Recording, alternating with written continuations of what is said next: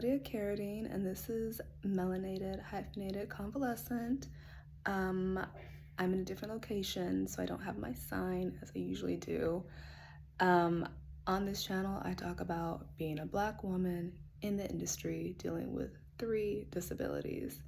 I keep looking at my notes because I have so much brain fog because of said disabilities. Also, I'm wearing my hoodie, which is available, my Melanated Hyphenated Convalescent hoodie. It is available on Society 6 and I think Zazzle. I will drop the links. But I am in a different location because I did some things. So I was inspired to restart my YouTube channel in March of 2023 because of the women in the Exodus Summit: Stephanie Perry, Rashida Dow, Adelia Borisade, Piggy Girl Travels the World, Alicia Renese, Marissa Price. And I did that for a little bit. I didn't really get a lot of traction, but I also got sicker and sicker and sicker. And I don't think I have posted since last February when I was talking about my novel being published. Mais je suis malade et j'ai trop de fatigue. Why the French, you ask? Well, because I'm in Paris. I did it. I'm an expat now. But it's been a time. So I had been thinking about, first of all, I wanted to live in France as a child. I've always wanted to be here.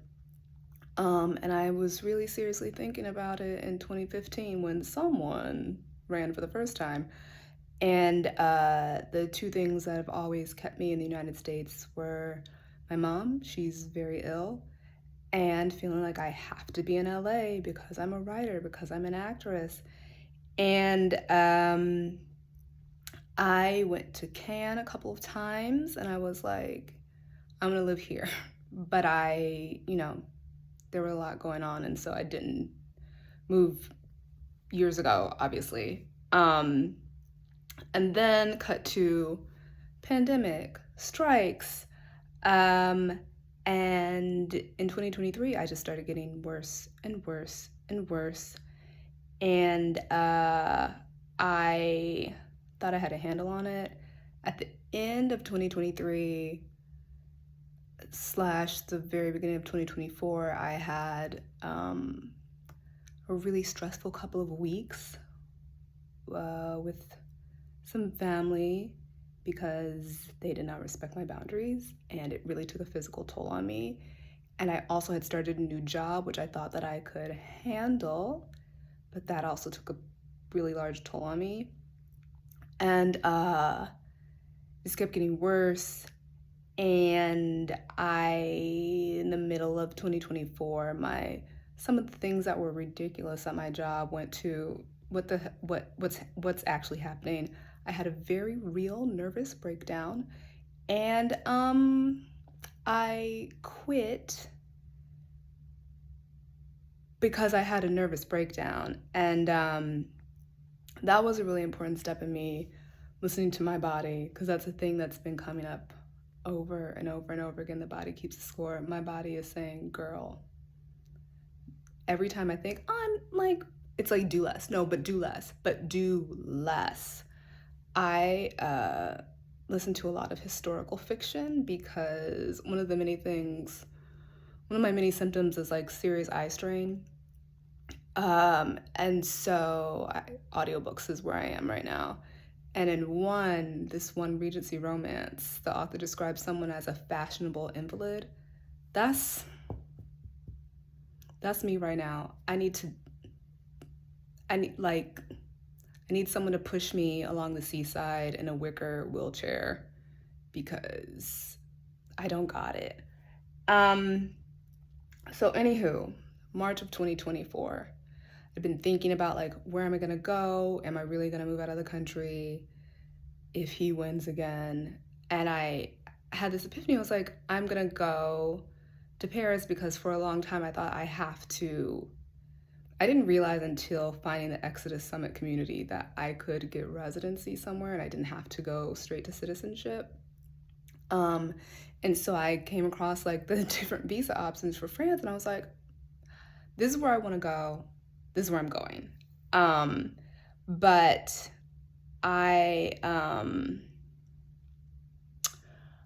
it was also like, if I don't have anything, it was kind of like if he wins and if I don't have anything pressing going on in my career, right? So, and in case you're just joining us, my disabilities are long COVID, very extreme, ME/CFS, which is chronic fatigue syndrome, and or myalgic encephalomyelitis, and a pituitary placenoma, which is a brain tumor. They all do real bad things to me. And it's not fun. And they have become increasingly debilitating and also increasingly annoying to the people in my life who think that I'm just not the same person I used to be because I want to be inconvenient to them. Like, no, I would like my life back. That's a whole other video. It's fine. It's fine. So I was spending a lot of time in 2024 at all 7 of my doctors and or specialists. I was always at them, calling them, trying to get them to sign things, talking to insurance, applying for disability, talking to different agencies, trying to get disability housing. And I was also living in a pretty toxic environment, so I started house sitting a lot. But that also really started to take a toll on me. At one of my friends' houses, I kind of passed out a little bit.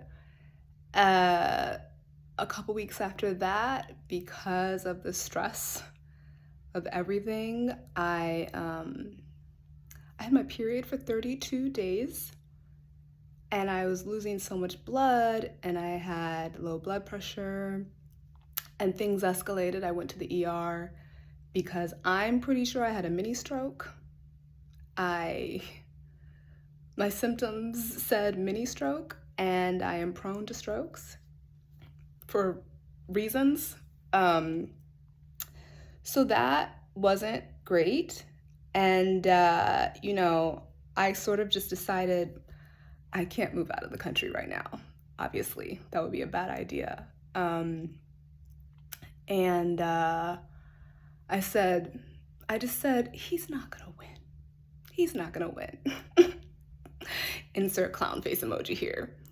Like, girl, anyways, but that's what I needed to tell myself in the moment. And I said, okay, I'm gonna wait until I can work more, save more, and I'll go to Cannes next year, which would be this year, 2025, and then I'll just stay. That was the plan. About a week or so after it might have been more than a week, a couple weeks after I went to the ER, I was in a really bad place. Trigger warning, I've dealt with depression and anxiety my whole life. I tried to take my life and I wasn't successful, but the next morning I decided to move out of where I was because that was a large part of it was really impacting my health, like in a serious, visceral way. Like when I walked in the door, the things that would happen to my body, it was horrible. So I decided that on a Tuesday morning. By Sunday, I was gone. I got rid of a lot of stuff. I put my things in storage. I was house sitting for a friend. And I thought, I've taken this really big step in my life. Now things are gonna turn around. And then doors started closing in LA, like so firmly and definitively. And I was like, this doesn't make sense. I did this thing for me. I got myself out of the situation. Things should change. I was getting rejected for disability housing and all these other things that I needed. So I was like, I'm really trying to survive out here. Also, uh, I thought I had a really tight, trustworthy group of friends.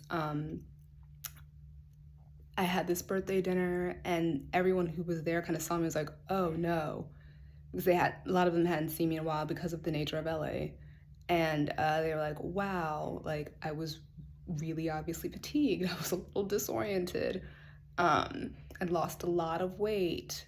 When you're an actress and a woman and you are too skinny for LA, you are too skinny.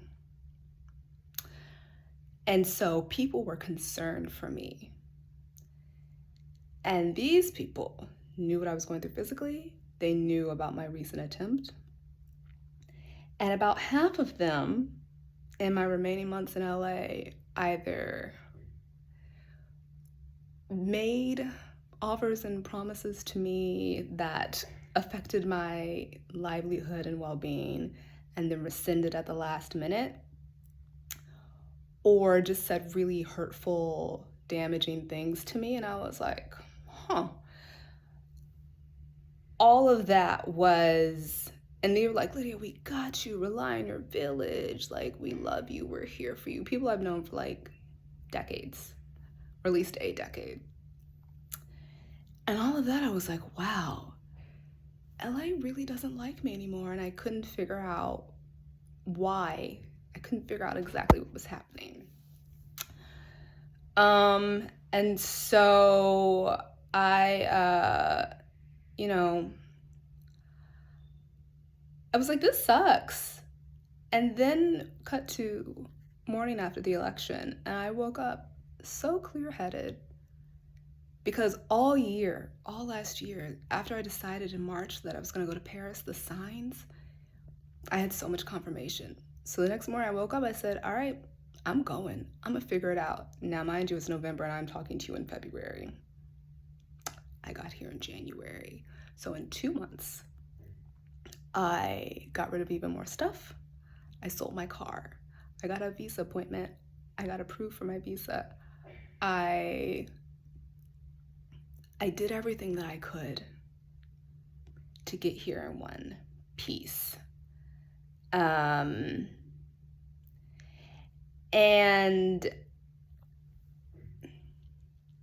there were a lot of shenanigans leading up to that, a lot of obstacles. Was not easy. I don't recommend moving out of the country in 2 months. Now, I understand that things have changed with present leadership. If you have the means, which I'll get to a little bit more later, and if you can have a semi-soft landing, sure. But maybe not if you have 3 disabilities and a tenuous community in the place you're going. So I prepared, I saved, I researched, I planned. I don't do things willy-nilly. That's not me. I'm not a haphazard person. The 3 weeks I've been here have been a lot. I thought since I had positive experiences in Cannes, I was like, this will be great. People are like, oh my gosh, Paris is like, it's more diverse because it's not, Cannes is, it's an internationally known resort town, but it's more rural, obviously, than here. This is a deeply urban, it's a city, okay? I was told if you attempt French, which is what I experienced in Cannes, if you attempt French, people will hear your accent and they'll be like, oh, English, and they'll speak English with you. If you also, I was told by Parisians that because like post-Olympics, Paris was in a much more friendly, like American-friendly mood. I was lied to. And the thing is, my accent used to be good. I've been so stressed for many reasons, and I also, because of all the things I'm dealing with, I have like very intense brain fog. And so because I've been so frustrated, my French goes right out the window. I'm not just like, oh, like it used to be a lot better, like conversational better. There was a time This happened on more than one occasion. There's a time when I was in Cannes, a man asked me something, or standing in the line for something, and I turned around and answered him in French. And then he proceeded to talk to me more, and I was like, oh no, désolé, je suis américaine, mon français est mal. And he stops and looks at me, and then in perfect English says, really? And turns on his heel and walks away. He was so mad that I was American. he was so mad. He was so mad. And I was like, I want to have this conversation with you in French, but I actually cannot. Je peux pas. Désolé. But he wasn't the only French person who told me, which is like I believe is the highest compliment a French person can give a non-French person if they think that your accent is good enough and they ask you if you're French. Like, what? That's one of the highest compliments I've ever received, honestly. That hasn't happened this time. My French is bad. It's bad. It's just gotten bad. And whatever. So that's been a barrier, and it's been frustrating because of all the like physical things that have been happening. My time here started with a scam with a major booking website for a place I was supposed to stay. I've fallen prey to some false advertising about where things are in Paris and which zip codes mean what, which I wouldn't know, not having been here before. And like in LA, people more than once have invited me to stay with them. People who know, not everything, but know that I have like serious health issues. I'm really stressed out, and they know they're expats. They know how the rental market is. And now one of them, like, this is my fault. I reached out to an LA person, and he acted like an LA person and then canceled on me the morning before I was supposed to go stay with him. It's like, but he's from LA. That was on me. I did not trust my intuition. Okay, fine. Fine. But my health has really, really suffered. My fatigue has gotten worse. Muscle weakness, so much worse. Dizziness, nausea. I have lost more weight. I weigh 97 pounds. This is not a brag. I weigh the weight of an actual child. If I lived in certain states and I lost 10 more pounds, I'd probably have to use a car seat. I'm a waif. It's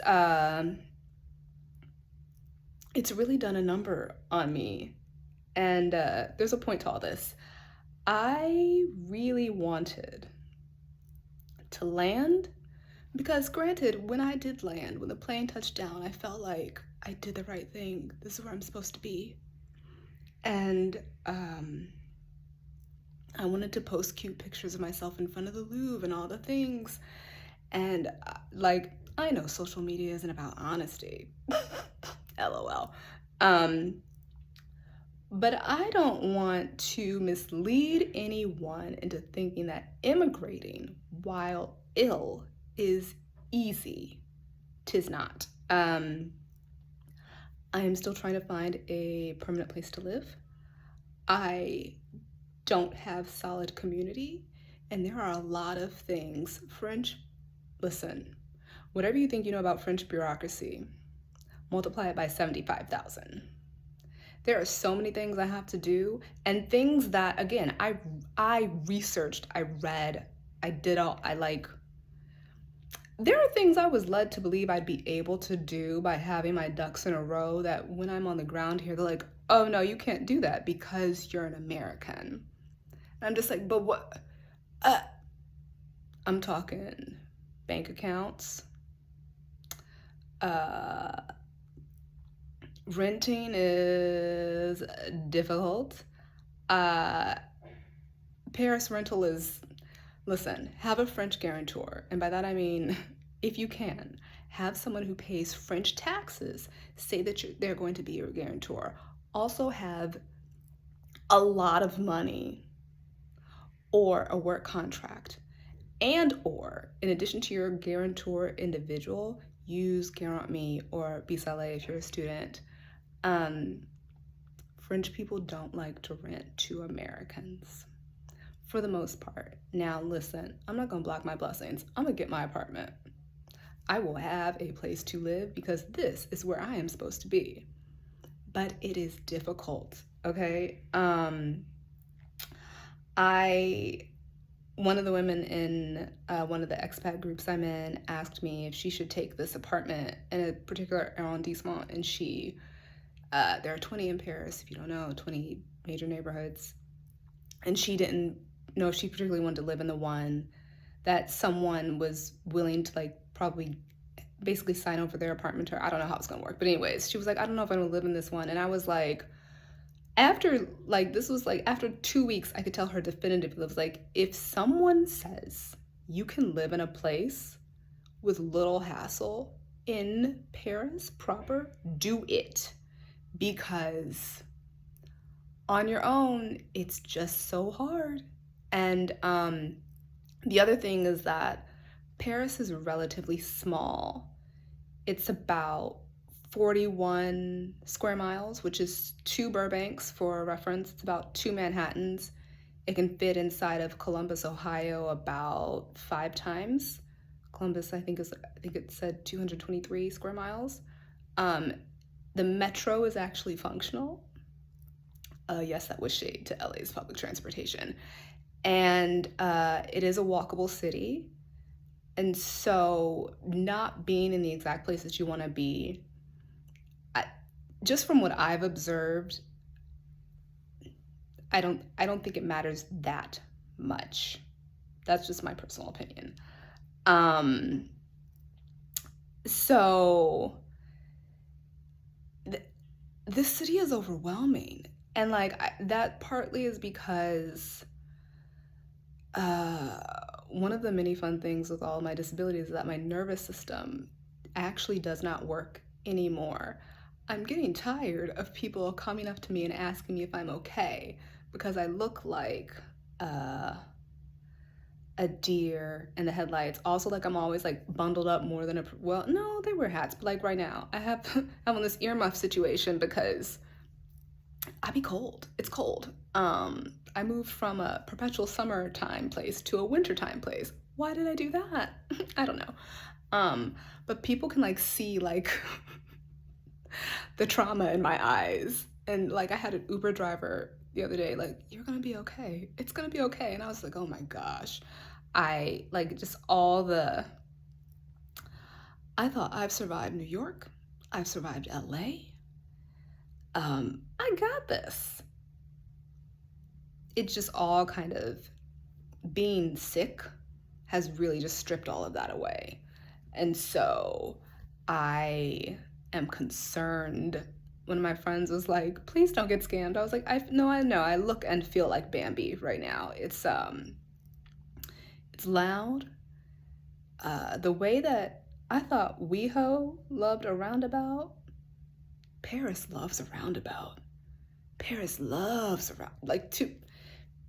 I don't plan to ever drive in the city. But even when I go outside, I'm walking, I'm just like, why did today I walked to a grocery store that was 10 minutes away. I also wanted to, but I literally had to stop when I went back at this little cafe and have an espresso because I was so weak and so just like, because this is like, it's exacerbated all the things I was already dealing with the fatigue, etc. And I just like sat there for a couple of hours until I like could gather myself and walk the remaining 8 minutes.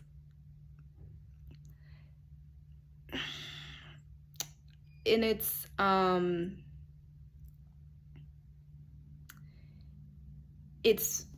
people say that like Paris is hard to integrate into, it's lonely. And I just didn't understand that because I saw a lot of people saying that in expat groups. So I'm like, talk to each other. But I found already that's not, it's just different. It's different. I never, ever, ever, ever thought I would hear spoken English and feel comforted. I was so ready to get out of the United States. And listen, every time I see the news, I'm like, oh no, I gotta make this work. I can't go back here. Like, if I have to like cut my hair off and sell it and like my teeth like Fantine, I mean, maybe, hope not, but like, I would prefer to stay. Um, but like, I hear Americans, I'm like, let's be friends. Today at the cafe I was sitting at, I saw a man with a Yankees hat. And I really had to fight myself to not like fling myself at him and be like, please just like talk to me about why you love Sydney Sweeney and Bitcoin. Cause I like the isolation is so real. It's so real, y'all. It's so real. Why this morose post? Well, I think it's important to examine all the eventualities and possibilities when we make such important, large life decisions. I really think that I'm going to acclimate. Everyone keeps telling me it takes time. French people tell me it's hard to rent here. Expats who I know who have been here for 8-10 years have told me how hard it is. Someone told me that she's been here for like either 5 or 10 years and she's trying to get citizenship and she's like, I don't know why I'm doing this. And I'm just like, what? That's not, like, she's trying to get citizenship and she's still like, I'm like, oh no, oh no, oh no. And honestly, I can't explain because I'm here now trying to do the same thing. And I'm like, there's something about coming to this place that it's like, you can't explain why you want to stay here. Like after a while in LA, I was like, no, I get it. The industry, I had friends, I had community, the sun, whatever, Malibu. When people have been here for like decades and they're just like, I don't know why I did this, I'm like, okay, I hope I have a different experience.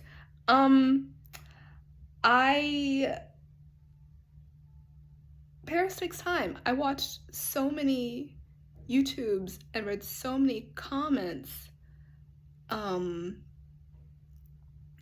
it seemed like this was just going to be like such a great thing to do.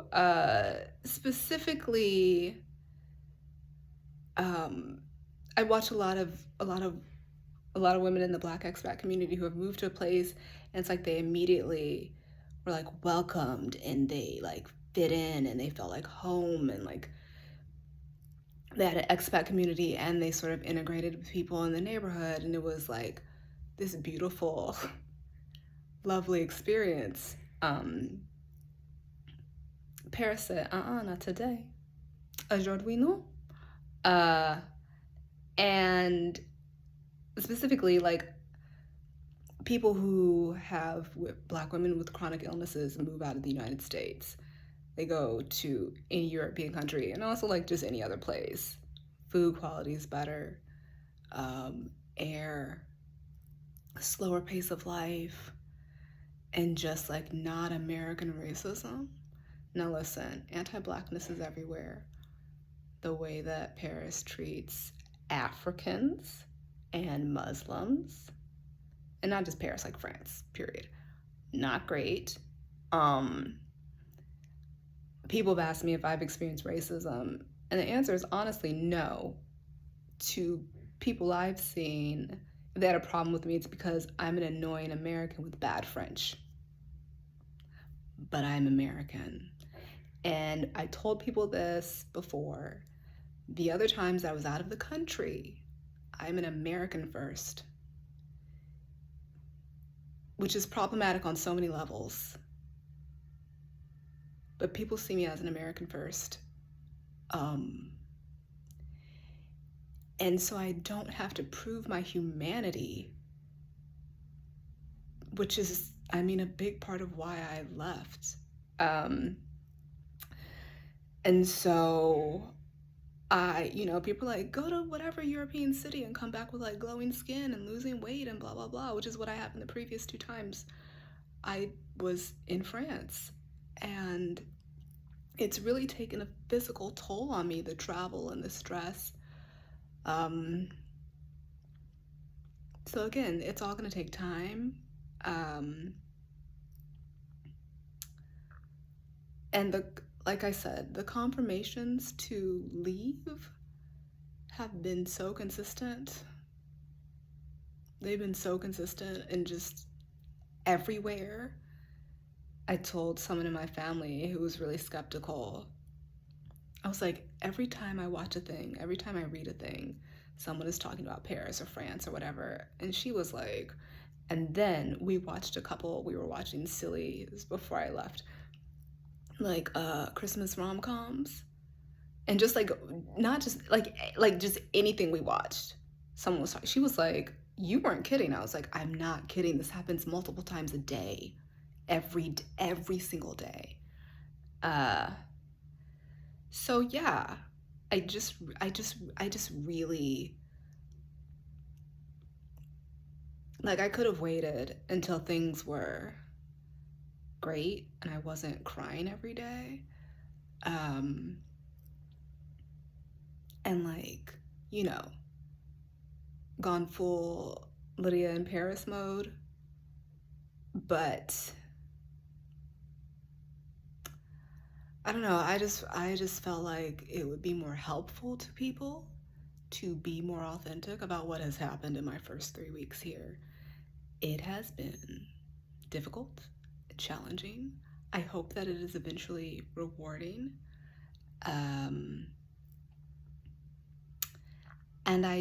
I'm not saying this to discourage anyone from moving abroad or moving to Paris, but I really have to stress, because I watched a lot of videos about moving to Paris, and like, people talk about how hard it is, like, getting the visa, renewing a visa, but just like the day-to-day life for me has been a lot.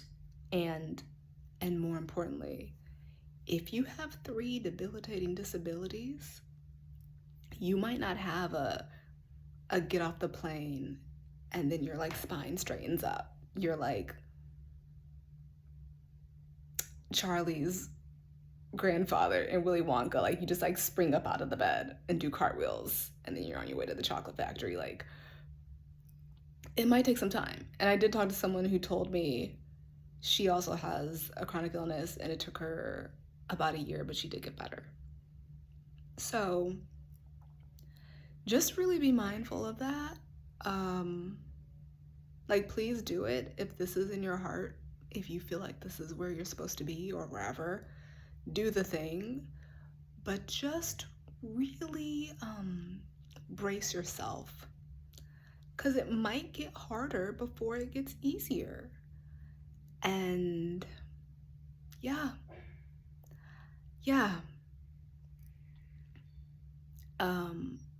I would like to enjoy this city.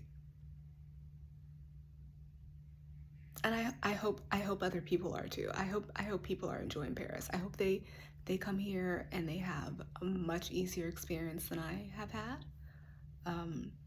Just be aware. And yeah, I will try to be more consistent in my posting. Can't make any promises because I'm ill. And it's cold. And Paris has been Parising. So we shall see. But I will talk to you later. Please like and subscribe. Merch is linked. And à bientôt. À demain. Au revoir. Salut. Bye.